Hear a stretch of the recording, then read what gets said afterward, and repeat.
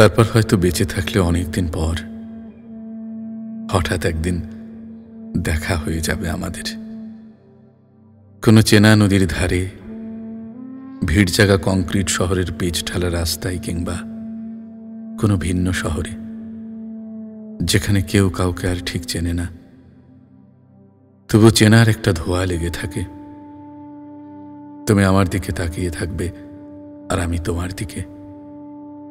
তোমার চোখে থাকবে গাঢ় কাজল, কপালে ছোট্ট টিপ, পরনে শাড়ি, যেটা হয়তো তোমার বর্তমানের কারো পছন্দের পরা। তোমার হাতের মুঠোয় থাকবে কারো হাত, যেভাবে একদিন আমার হাত তুমি ভরসা করে ধরেছিলে। আমার বুকের ভেতর হঠাৎ কাটার মতো একটা দীর্ঘশ্বাস কেঁপে উঠবে, কিন্তু আমি তাকিয়ে থাকব ঠিক 20 সেকেন্ড। তারপর চোখ ফিরিয়ে নিয়ে তুমি চলে যাবে, আমিও।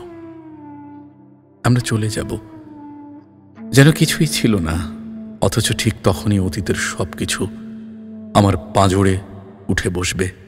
তুমিও কি হাঁটতে হাঁটতে ভাববে আমার কথা? আমার মতো করেই কি মনে পড়বে সেই পুরনো দুপুরগুলো, ভেজা বিকেল আর গাঢ় রাতের কথোপকথন? এই তো মনে হয় সেদিনই তুমি আমার জন্যে সেই শাড়িটা পরেছিলে। যখন তোমাকে দেখেছিলাম তখন চোখ সরাতে পারছিলাম না কিছুতেই।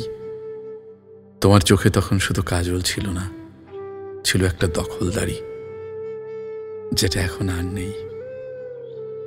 পৃথিবীর সবচেয়ে বড় ট্র্যাজেডি জানো কি? প্রেমিকেরা থাকে, প্রেমিকারা থাকে, শুধু অধিকারটাই হারিয়ে যায়। আমরা বদলায় না, হয়তো বদলে যায় ঠিকানাগুলো।